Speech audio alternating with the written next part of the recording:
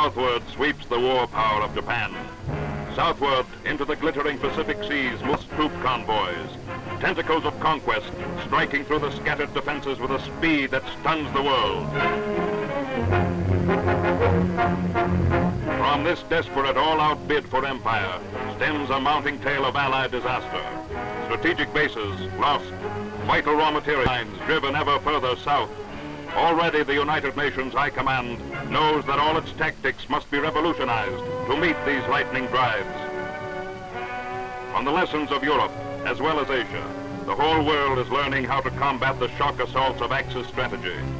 Forced back from center to the very rim of the battleground, the communication lines of Britain and her allies are stretched to bursting point.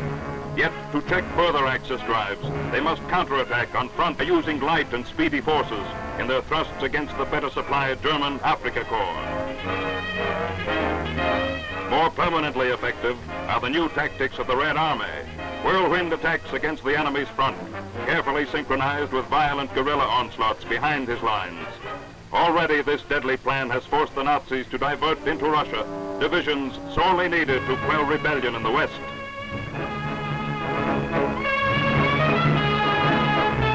Seizing their opportunity, Serbia's fierce Chetniks mobilize an armed uprising, beating the Nazis in a dozen pitched battles.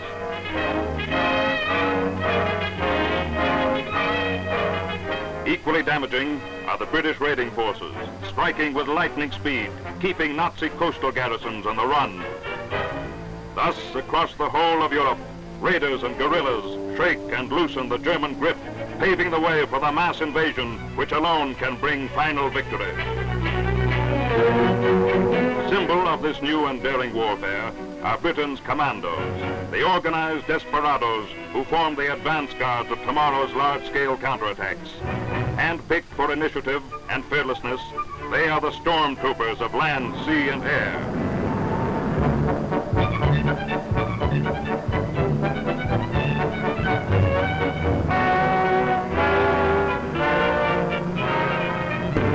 These latest pictures from behind the Libyan lines show the new commando training with its tactics of assault borrowed from warriors the world over.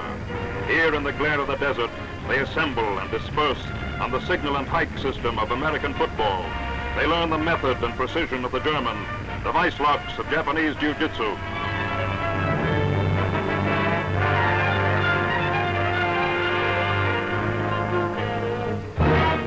Gone are the days of blind obedience to rigid orders.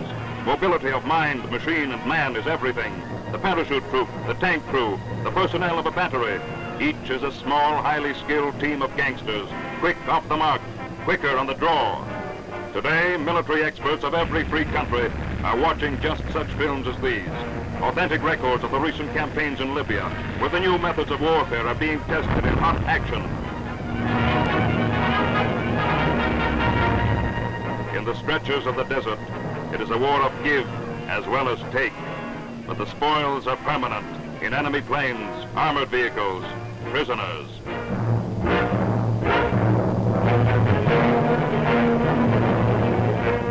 Adapted to 100 different climates and conditions, the same tactic is coming into use in every part of the globe. Even in the forests of Burma and the Indies, Australian and Netherlands shock teams, experts in the art of jungle camouflage, have been working behind the Japanese lines, sniping, harrying, sabotaging.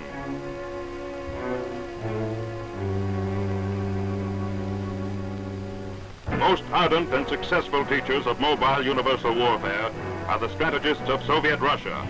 Nie oddadim Moskwy, we shall not surrender Moscow. And today the People's Army is mobilized to defend to the death every city, every inhabited locality. In the smallest village, the Tocsin summons the entire population to arms. Well, they know that guerrilla fighting must often mean capture, and capture for civilians make their daring descent from Spitsbergen. From Spitsbergen's radio station might have gone out meteorological information, invaluable to a Nazi Arctic command.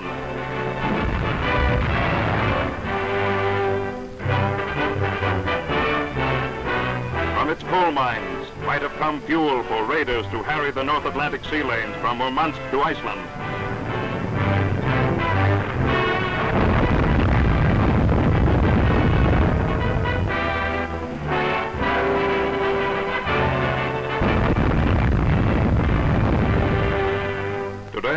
new interest is focused on all the lands which cluster around the pole, and especially on those which lie across the northern approaches to the Western Hemisphere. For as Germany and Japan reach ever farther across Arctic seas towards the Western world, military men all through America know that they must look to the Northland, not only as their first line of defense, but also as an ideal training ground for cold weather warfare.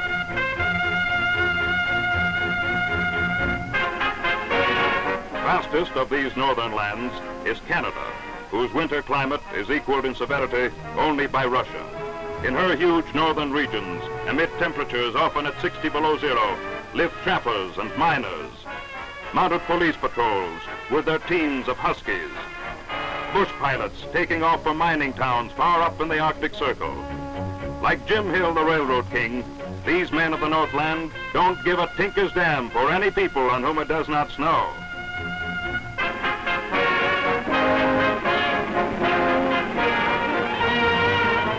Small wonder that the Army units stationed through these snow-clad hills should possess all the tough endurance essential to warfare in the Northern Hemisphere. Armored vehicles go through their normal exercises in temperatures far below zero.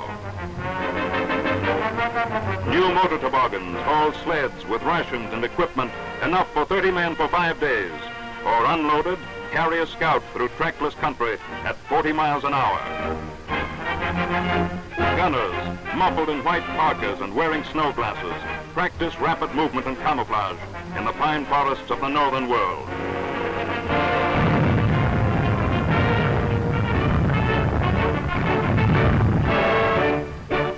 Toughest military center in all North America is the Winter Training School at Petawawa, Ontario. Here come officers, NCOs, and men from every regiment in the nation to train under weather-wise mountaineers and young veterans of the campaigns in Finland and Norway. This is no ski school. The art of skiing, learned from childhood, is taken for granted, but men must know how skis can serve the fighting man.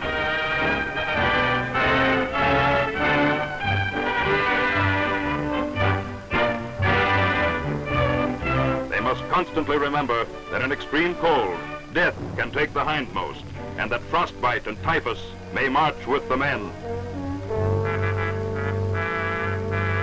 And in Russia, the Germans discovered too late that cold could stall and destroy their intricate panzers. Nicht fahrbereit, unserviceable, say the Nazis of their machines.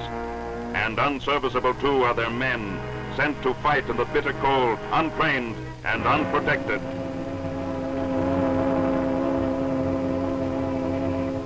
First lesson, therefore, that the winter warrior learns is how to look after himself in the open. He must be able to pick a concealed campsite, taking care that ski tracks do not reveal his position to the enemy. He must be cautious in cutting down branches, for on a cold day, the sound of an axe can be heard 10 miles off. He stacks his skis and equipment, ready for instant action. He builds his bivouac of pine boughs and a single piece of canvas. He learns to live off the land, killing creatures as skillfully camouflaged against the winter background as himself. Stretch the skin of any North American, and beneath you find the steely fiber of Daniel Boone and Jigger Jones, whose boast was that he could walk barefoot along a fallen black larch at 40 below and kick out every knot from stub to stem. So these modern pioneers gradually harden themselves. Soon they march without greatcoats, no matter what the temperature, carrying full battle equipment and hauling heavy toboggans. In this regime of physical and mental toughening, rations play a vital part. For the 5-day march which climaxes his training, each man carries only 8 pounds of food, less than 1/3 of the normal amount. Snow provides the water, and a small fire is all that is required for preparation.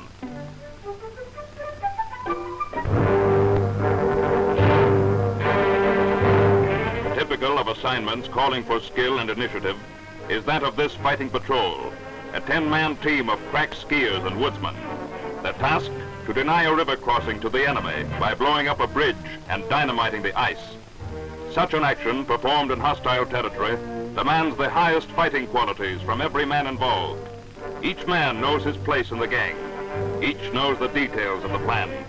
Each must have perfect trust in his leader, perfect confidence in his fellows. In every army, new men with a genius for this aggressive type of fighting are coming to the fore. And it is significant that wherever in the New World these novel ways of war are taught, the volunteers are legion. For deep in the roots of the American character is the love of independent pioneering, the spirit which takes to hardship and danger as a natural inheritance.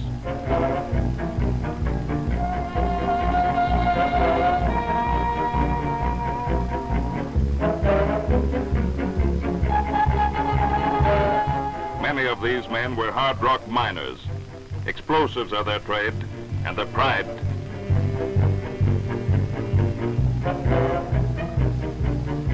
They work fast. That axe may be heard miles away across the hills. Down into the river goes the dynamite in waterproof containers. Charges snugly packed into the piers of the bridge.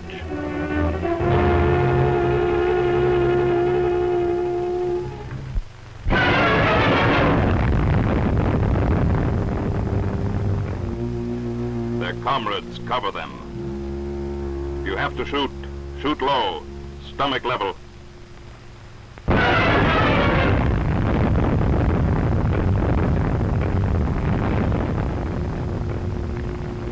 A moment's wait to check the waters flowing, and then they melt into the landscape with a night in the open before them in sub-zero weather.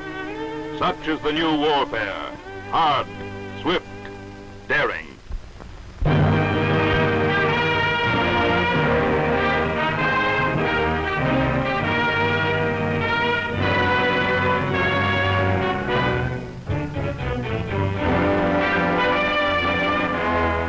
Today, the general staffs of every nation are deeply conscious of the need for close collaboration between land, air, and sea fighters. Especially true is this in the defense of the North and the northern approaches to the Western Hemisphere. For in the stretches of the Arctic wastes, land and sea merge imperceptibly in the white mists of the barren coasts. Significant of the military importance of polar flying is the fact that in Russia, the Arctic Air Squadrons are a separate and specialized branch of the main Soviet Air Force.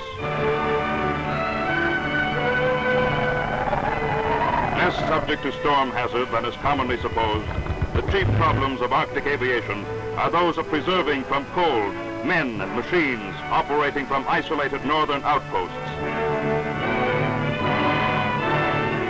For the pilot, there must be electrically heated clothing and special oxygen equipment to enable him to withstand not only the effects of height on speed of thought and action, but the added difficulty of breathing in temperatures down to 70 below.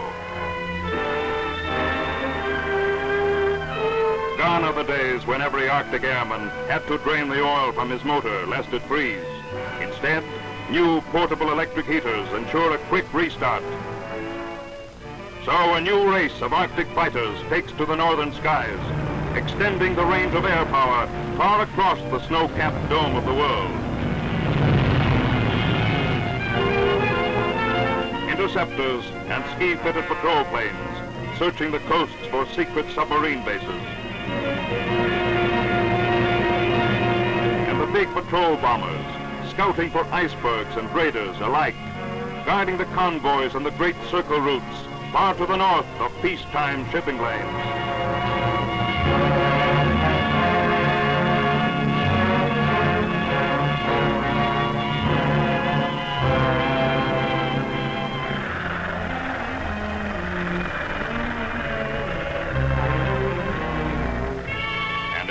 For now, the long-range ocean-going U-boats sweeping down from North Atlantic waters can carry fuel enough for 10 days cruising off the New World shores. And wherever the enemy can go, there must go the seamen and the ships of North America, standing the strain of long watches when the winds from the pole cut to the bone and freeze the tears in the lookout's eyes.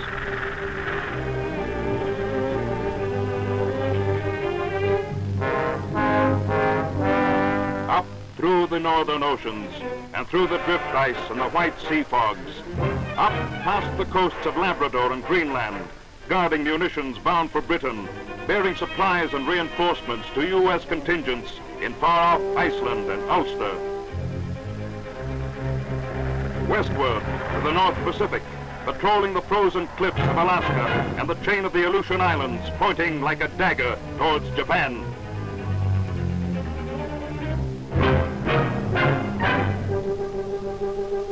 They, too, are a vital part of the new warfare, hardening themselves through long and bitter voyages in preparation for the final attack. The final attack, when these tough fighters of sea and land and sky will combine to cast a test of action. Here is the true story, in the words of an eyewitness of a single operation, one in a mounting tide of offensive counterattack. We sailed from England under sealed orders, but I think most of us knew where we were going. The Navy had sent heavy forces with us, and they weren't convoy forces only. They were meant for attack, and plans were laid for their movements to the split second.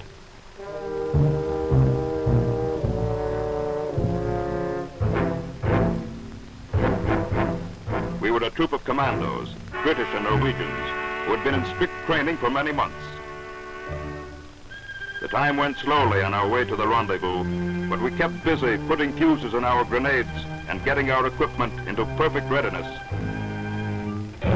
As we came near the coast, we saw the skyline lit up by flares, and we knew the Nazis were expecting us. Landing wouldn't be easy, we thought.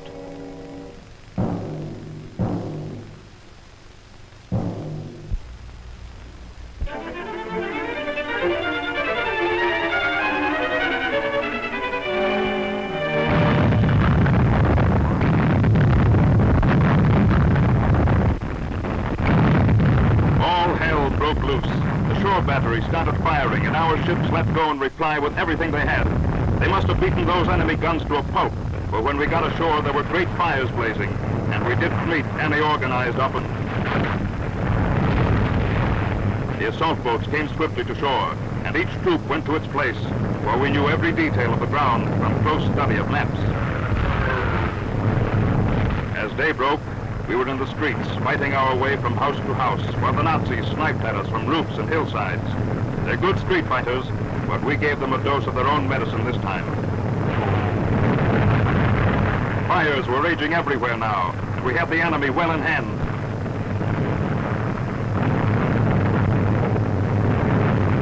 We cheered as a big destroyer slid up the fjord, right there in Nazi Norway. Covered by a thick pall of smoke, the assault boats gunned their way into shore.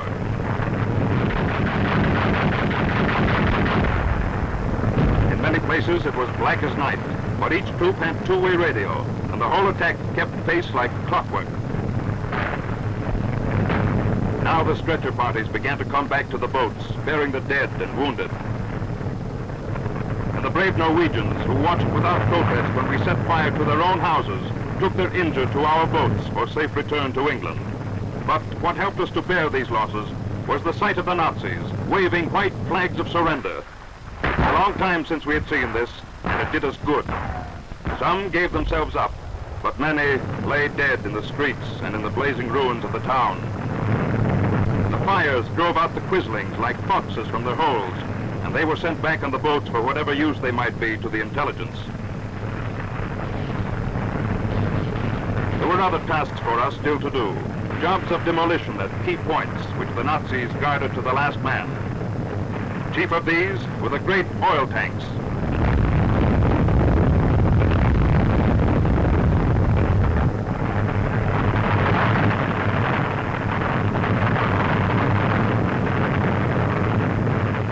The Navy had taken care of 16,000 tons of German shipping.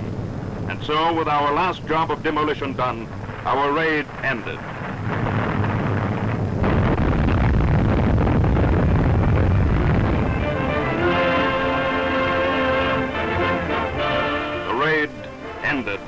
But tomorrow they will return, these warriors driving forward on the northern fronts of the United Nations.